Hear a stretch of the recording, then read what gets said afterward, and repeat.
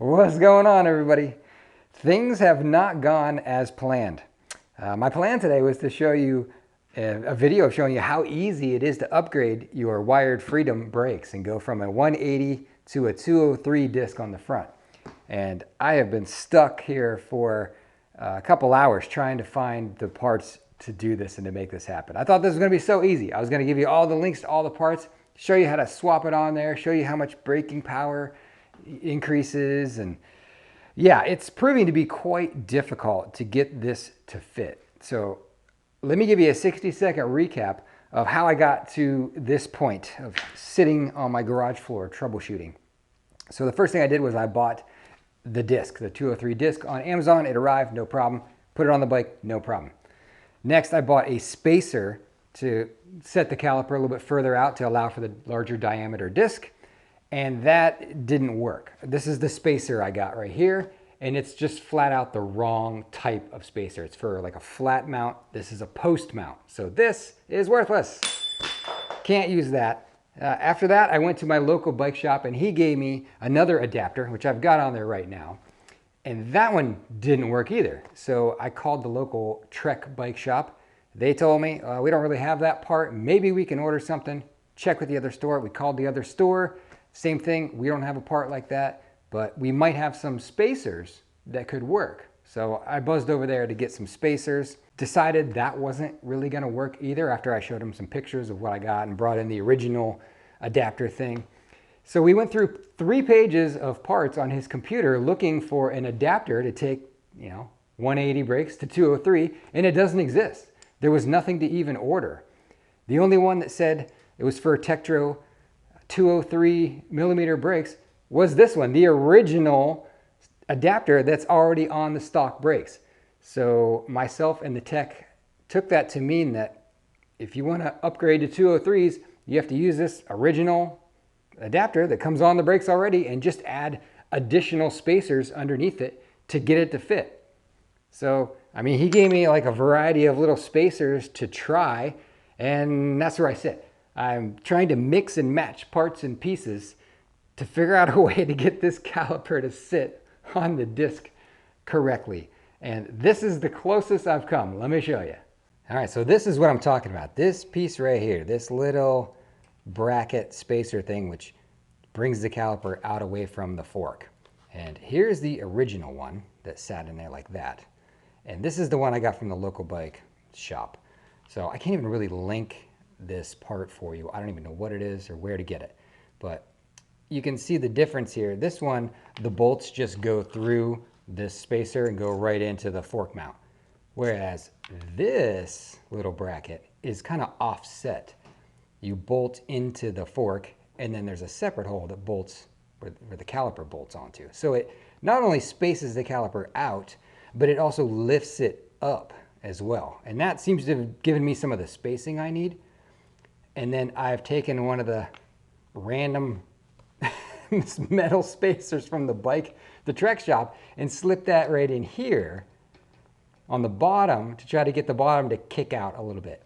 So as it sits right now, I think it's good. The wheel spins, nothing gets hung up, and the brake pads seem to line up really well with the disc. So this is, I think, my answer, using this random spacer and another little spacer in between those things. I mean, I don't think there's going to be any easy way to do this. I can't link a bunch of parts for you, unfortunately, on how to make this work. I'm going to try this. We're going to go out and try to like bed in these brakes a little bit and just see if it's functioning before I really, try to clamp down on them and test it. So that is where we stand as of right now. I've already done my initial testing on the stock brakes this morning. I was hoping to have this all buttoned up and done in like 2 hours, but I'm running out of daylight now because I was driving all over the place looking for parts. If I can get this functioning, I'll test the performance of the 203, and I'll do a follow-up video showing you how much stopping power I gained. And you can decide if you want to try this or not, but I don't know, it seems like kind of a pain in the butt. I'm a little shocked that there's not an adapter to buy. I guess the 203 is just not a common size that's used apparently. So if anyone knows a adapter that works, you've used it before, put it in the comments. love to know about it if you know of one. So put that in the comments and help us out. But that's the video for today. Sorry I didn't get further along in it, but I'll keep you updated on the outcome of this. And okay, now project complete and functioning, and we did gain some stopping power. I'll show you the final setup. It works, it's functioning, so I'm gonna keep it like this for now. I'll let you know if I run into any issues on it, but it seems to be working. All right, here's how we're gonna do this. I'm gonna run this bike up to 30 miles an hour, and there's a sewer grate up there where I'm gonna clamp down on the brakes as hard as I can. We're gonna come to the fastest controlled stop that I can, and we'll check the distance, see how long it took to stop. Get it? Got it? Good. Let's roll.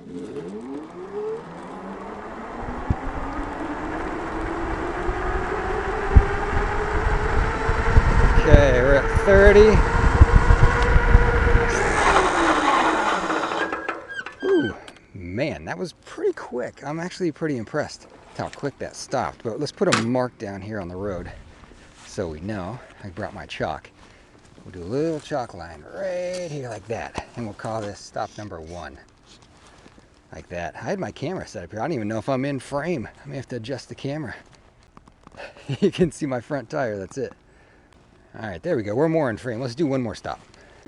All right, here's our second baseline test. This thing up to 30.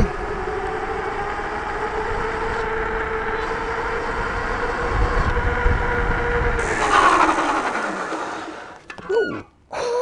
I didn't do as good that time. I think I started the stop maybe a touch late, but you can see I went another maybe 2 feet past. Let's do another chalk line now. There's 2. Okay, now let's go swap these brakes out. All right, let's give this a quick test with our 203 rotor on the front. Here we go.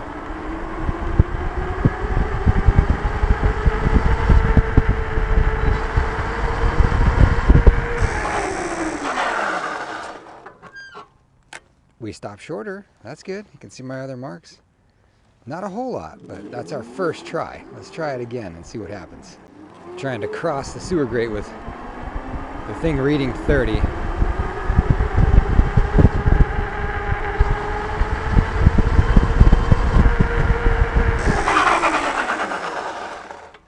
There you go. It's definitely more powerful. Give you an idea of the stopping distance difference. There you go. Here's where we are. Here's our other 2 marks. So it's gained 4 or 5 feet shorter. That's pretty significant. Let's put a line down here. We'll do some formal measurements.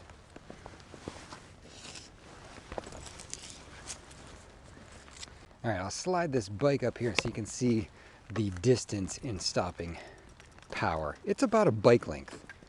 You stop about a bike length shorter with the bigger disc on the front. So it does change your stopping power. That's not bad, a whole bike length. I'm gonna just leave it front only. I think that's where you gain most of your stopping power anyway. You put it on, I mean, the back tire is already skidding, so adding more stopping power there, I don't think is gonna make a whole lot of difference. Stopping power is gonna come from the front wheel. So that's why we did front only, but you gain about a bike length of stopping power. 40 feet,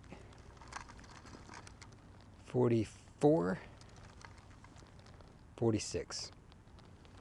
Now coming to a stop from 30 miles an hour, I was able to stop 4 feet shorter with that bigger front disc. So I'll leave it to you to decide whether you want to go through the headache of trying to get that to fit on there to stop a little bit shorter. I mean, 4 feet, that could be the difference of you hitting something or not hitting something. So it's up to you to decide. Maybe in the future, Wired will just upgrade that and put 203s on there to begin with. We'll see. But hope you found this entertaining or maybe helpful. If you did, consider hitting subscribe, coming back for more. Thanks for watching.